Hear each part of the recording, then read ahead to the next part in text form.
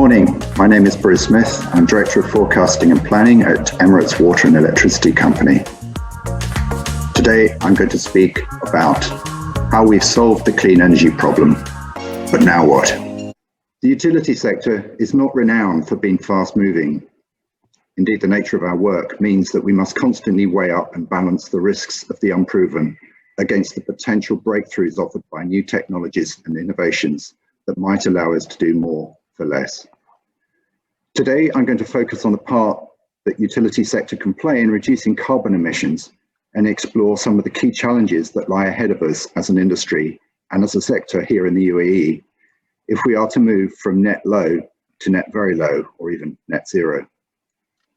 Whilst hope has fired our imagination and dreams of Mars, this planet is our only hope, and the window of opportunity to preserve it for future generations will not remain open for long. We're currently in the midst of the most dramatic transition in the sources of electrical energy since domestic supplies of electricity first started in the 1880s. The past 10 years has seen the dream that renewable energy can become competitive with low-cost fuel-fired generation become a reality. Renewable energy is the cheapest energy there is, and solar PV is the cheapest of them all. What's more, not only are we fortunate to be blessed in this region with abundant fossil fuels, but also incredible solar resources.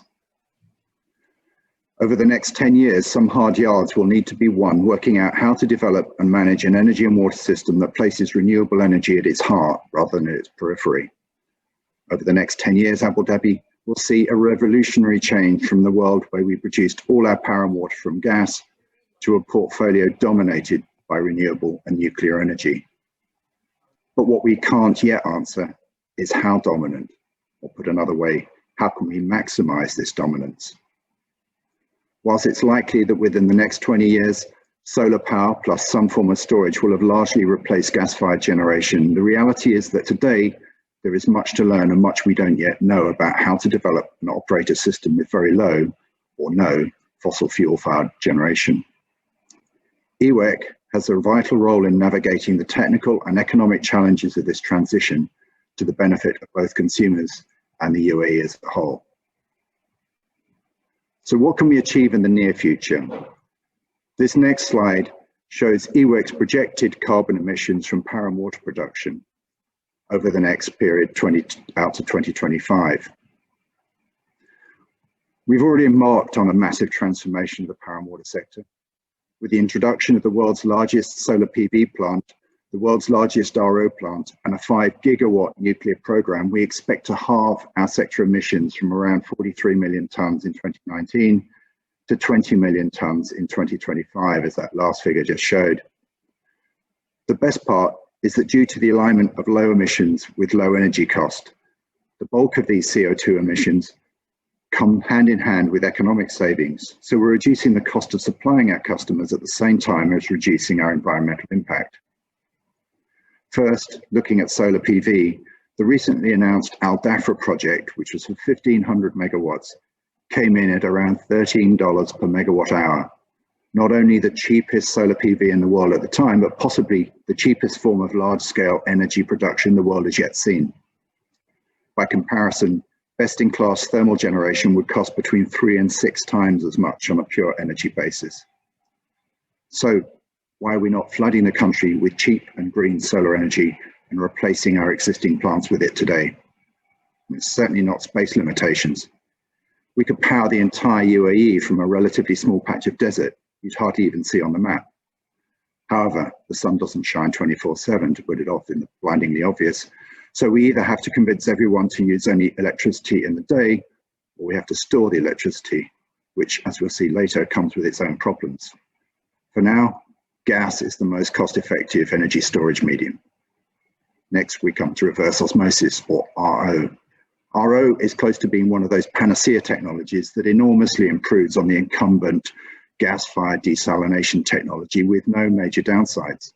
For one, the all-in build costs of building and operating new RO is lower than just the fixed costs on the old thermal desalination units. As this next slide illustrates, the energy intensity of desalination varies tremendously. And when we look at RO, it's hugely beneficial with a CO2 footprint of only around a 20th of that of thermal desalination. Looking at this graph here, you can see that the small electricity component of total electricity usage, is much the same for RO and thermal desal.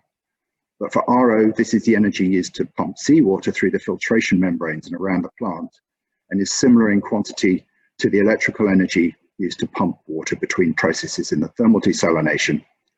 However, with thermal desal, you also have to essentially boil seawater until it evaporates and leaves the salt behind, which is why you have this enormous energy component of heat energy that starts as natural gas and ends up as a lot of carbon dioxide. So if renewable energy is cheap, what's the problem? Well, given that RO is cost and carbon efficient, and that solar PV is so cheap, what's stopping us from continuing our trajectory post-2025 and reaching net zero? Well, part of the answer lies in the existing commercial contracts we have with thermal plants that will resolve themselves in time as they expire over the next 15 years or so. But the bigger part that I'm going to focus on is the technical challenge of operating an electricity system with lots of renewables and nuclear. Starting with the most tangible concept, it's easy for us to see that the sun doesn't always shine when we need it. It disappears predictably every day and less predictably at times on others, whilst it doesn't shine as much in some months of the year as in others. This means we're always going to need to have some other generation on standby, or by today's standards at least, an awful lot of energy storage. Until now, storage has been so prohibitively expensive, it just hasn't been a viable option. So the simple fact that the sun doesn't shine all the time has always meant we need to keep some gas-fired generation on, and this in turn puts a hard cap on the amount of solar PV we can use. So as this next slide illustrates, it's actually very tricky to get even this level of PV integration. The problem is that the sunshine is fickle in the sense that everything could be running smoothly 1 minute, then a few minutes later a cloud rolls over and you'll suddenly lose half your solar output, which is why you have these other thermal generators or gas-fired generators on standby. Well, these are big, complex machines that can't just start up on command instantly. To be any good for this cloud cover response, they need to be already started and running and synchronized with the rest of the grid, like having your car engine running and in gear, ready to pull off at the lights if you're in Abu Dhabi, as you will. And just like you can't have your car started and ready to accelerate instantly without being turned on and consuming fuel, you can't have these standby generators ready to respond instantly without them also running and consuming fuel. So in effect, even a very slight possibility of clouds at the wrong time means we need to have thermal generation running continually, increasing the amount of gas consumed by the system and significantly reducing the amount of solar PV we might otherwise have. So we talked about the problems of solar PV on two different timescales: the highly predictable changes on a seasonal or daily timeframe, and less predictable changes in the hours to minutes timeframe. The last timeframe I'll touch on briefly is the sub-second timeframe, which is where we really start getting into the challenging physics of electricity systems. There are two concepts here I'd like to touch on: system strength and system inertia. System strength is like the resilience of the system to really quick, i.e. sub 1 second, unexpected changes. Imagine, for instance, you turn your kettle on. Where does that electricity come from? There's no time to ramp up our generators. The system just has to absorb and smooth these variations in demand seamlessly and automatically. So system strength is the concept of how much sudden supply or demand variation we can accommodate without everything falling over. It's critical we have enough system strength to keep everything running smoothly, even through major events like smelters turning on or power stations breaking down. Now, a big part of how these changes have been managed in the past is through system inertia. Inertia is resistance to change, in the very physical and literal sense that heavy things are hard to push around. Our conventional gas-fired generators have at their core enormous metal turbines spinning around 50 times a second. These tend to be very massive, with lots of momentum and very high inertia or resistance to change in their rotating frequency. And in the same way as the turbines convert their physical spinning energy into electricity, so too does using more electricity translate back to increased load on the turbines. You, as a customer, asking for more electricity is like increasing the resistance on a rowing machine or exercise bike.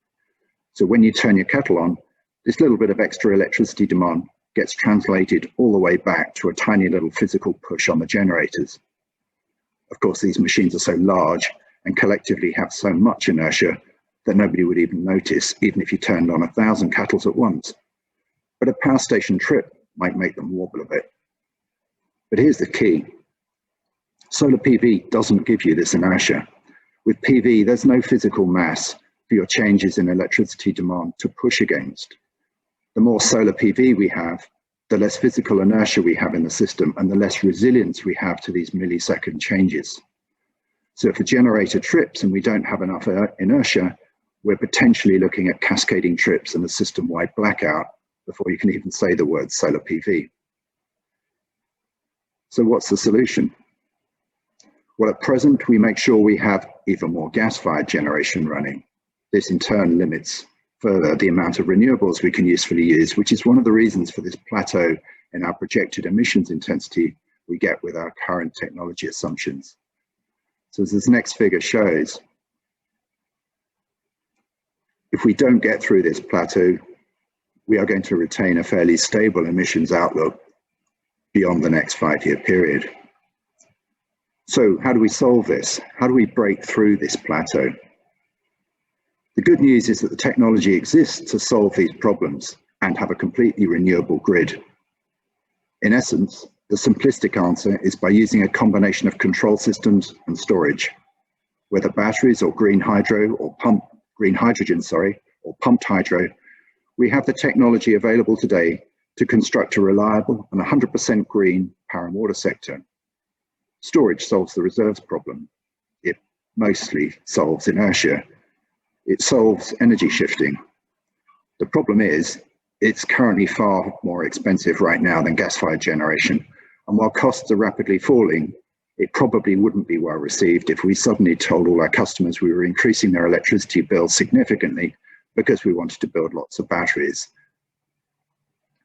But we can find opportunities to do things more cleverly to reduce the amount of investment a green system would need. Take the variability of solar PV and resulting reserve costs, for instance. If we can utilize machine learning or other techniques to improve the accuracy of short-term weather forecasting, there's the potential to significantly increase the predictability of solar generation, which immediately translates to lower backup capacity needed and less gas consumed by thermal generation. Even better, if our forecasts are reliable enough and we have the central control systems in place, we could deliberately hold back solar output from some solar farms to provide reserves for the rest of the system, potentially eliminating the need for thermal backup altogether. Now, this is obviously a risky game where you need to have a lot of confidence in your forecasts, and perhaps for this reason, we've only seen it successfully used at pilot scale elsewhere. But we have some of the best solar generation resources in the world here, not only in the absolute level of solar irradiation, but also in its dependability.